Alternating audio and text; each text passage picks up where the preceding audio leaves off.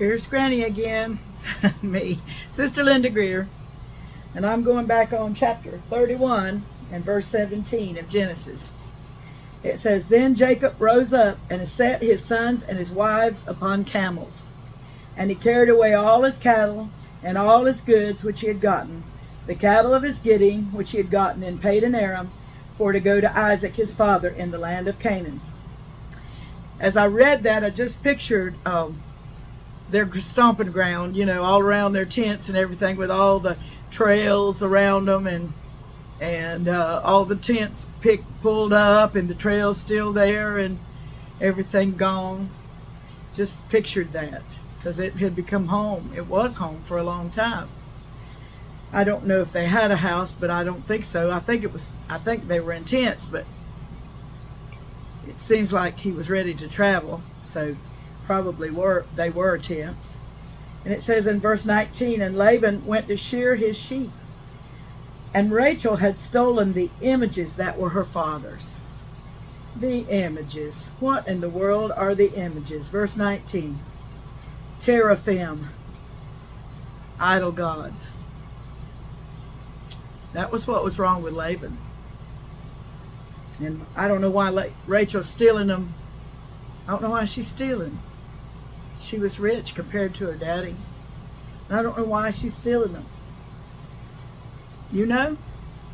If you know, tell me in the comments why Rachel stole the images. And Jacob stole away. So they use the word stole there. Stole away. God uses that word. Stole away. Like sneaked away off in the night. Sneaked away.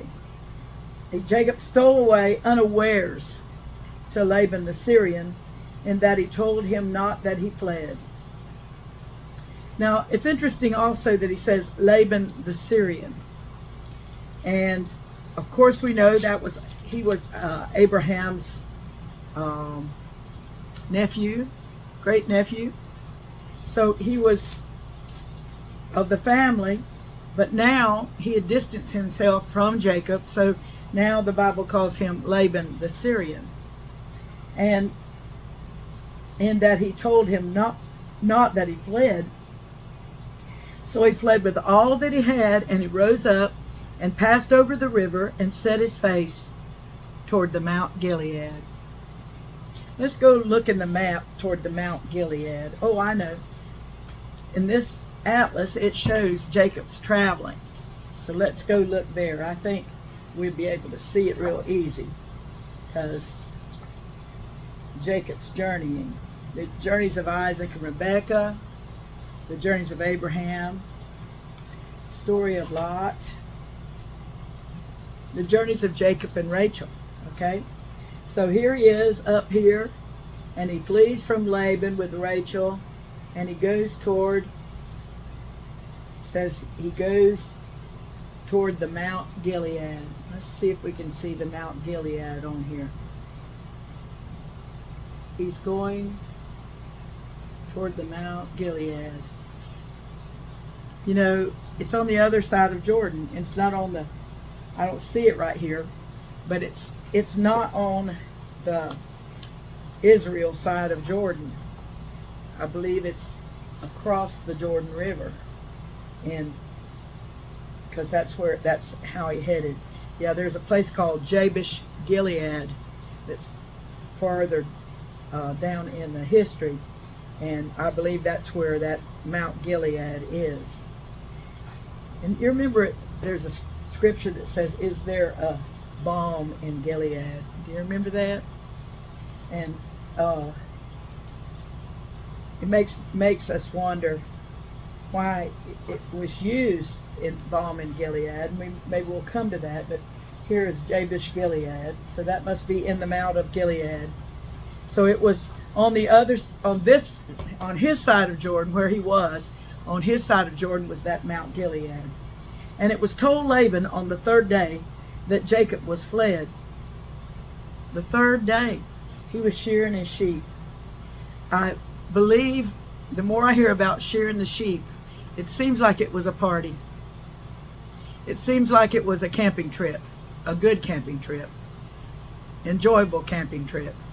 And so Laban was shearing his sheep on that camping trip, and so Jacob had 3 days to get away. And he took his brethren with him, this is Laban, and pursued after him 7 days' journey, and they overtook him in the Mount Gilead. So they rode hard to get a hold of him. And God came to Laban the Syrian, here it is again, in a dream by night, and said unto him, Take heed that thou speak not to Jacob either good or bad.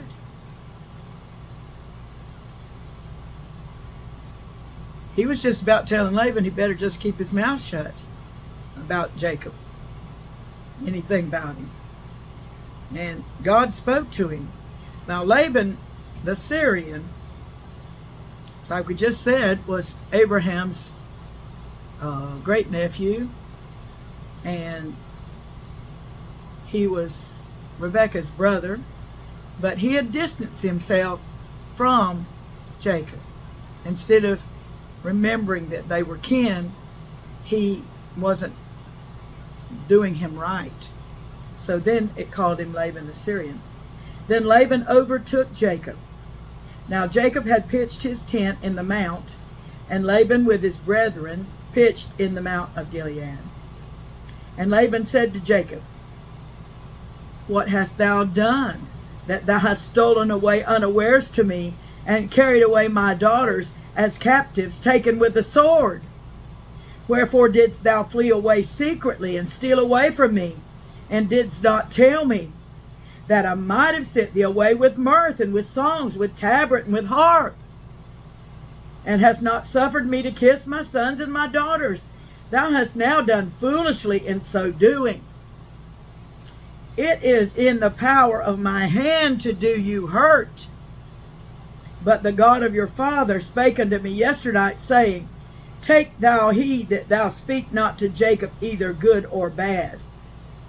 And now, though thou wouldest needs be gone, because thou sore longest after thy father's house, yet wherefore hast thou stolen my gods? All right, Laban, you said just exactly what you were. You worshipped idol gods. This God that spoke to you was not your God. He said it was the God of your father. He told Jacob that. It was your God, the God of Jacob, the God of Isaac, the God of Abraham. So he didn't claim that God that spoke to him, which was the only real God in the whole situation. He didn't claim him.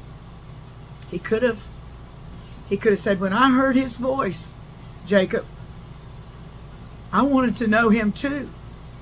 Couldn't he have? He could have said that. He could have said, it scared me when he talked to me. Who is this God of yours? I've lived around you all this time. I just have been blind. Show me.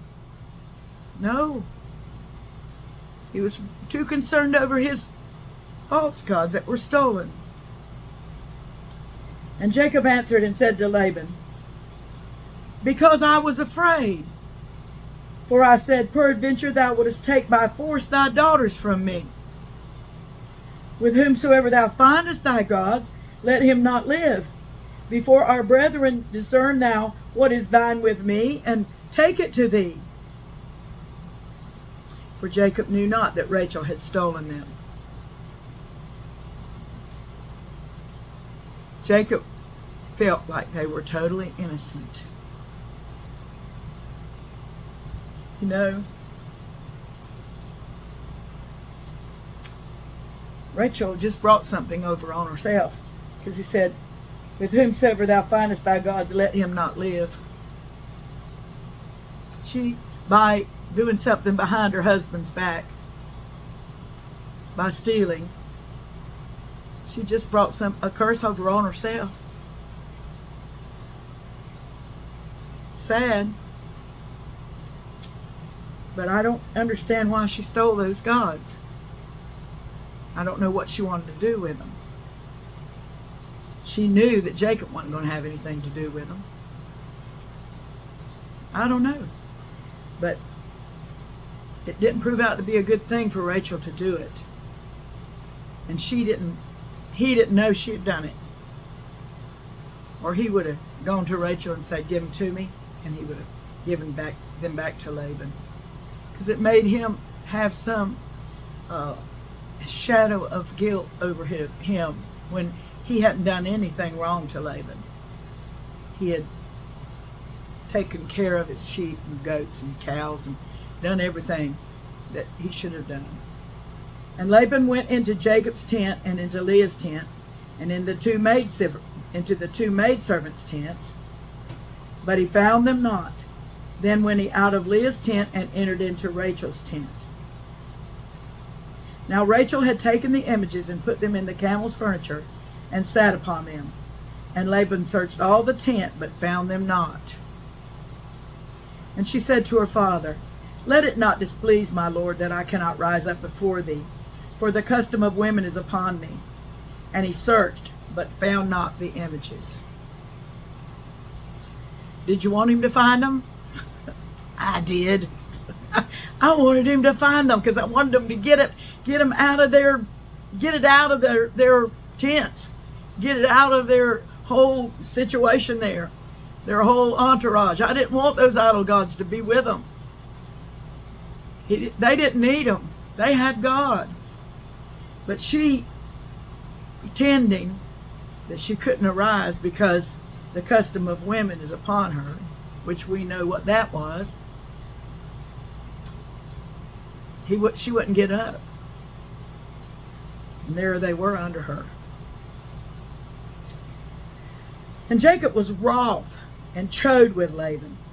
And Jacob answered and said to Laban, what is my trespass? What is my sin, that thou hast so hotly pursued after me? Whereas thou hast searched all my stuff, what hast thou found of all thy household stuff? Set it here before my brethren and thy brethren, that they may judge betwixt us both. This 20 years have I been with thee. Thy ewes and thy she-goats have not cast their young, and the rams of thy flock have I not eaten. That which was torn of beast I brought not unto thee. I bear the loss of it. Of my hand didst thou require it, whether stolen by day or stolen by night? You counted up them sheep, and if one was missing, you made me pay you for it. Thus I was. In the day the drought consumed me, and the frost by night, and my sleep departed from mine eyes. Thus have I been 20 years in thy house. I served thee 14 years for thy 2 daughters, and 6 years for thy cattle, and thou hast changed my wages 10 times. Except the God of my father, the God of Abraham, and the fear of Isaac had been with me, surely thou had sent me away now empty. God has seen mine affliction and the labor of my hands, and rebuked thee yesternight. Boy, Jacob just told him the whole thing, didn't he? Sounded like he had never told him. Never is given him his complaints. Had never spoken out like that. It does sound like that. Like finally he's telling Laban how he had treated him. And Laban answered and said unto Jacob, these daughters are my daughters, and these children are my children, and these cattle are my cattle, and all that thou seest is mine. And what can I do this day unto these my daughters, or unto their children, which they have borne?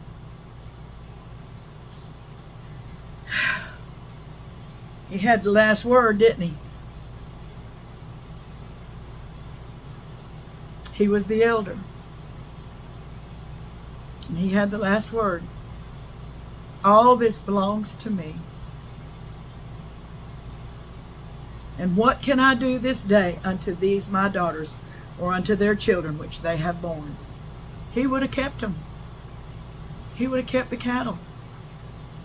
He'd have sent Jacob off without nothing, without anything, to speak correct English. He wouldn't have given him anything.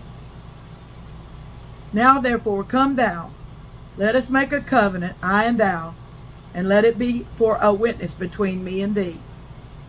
So they're getting it out in the open.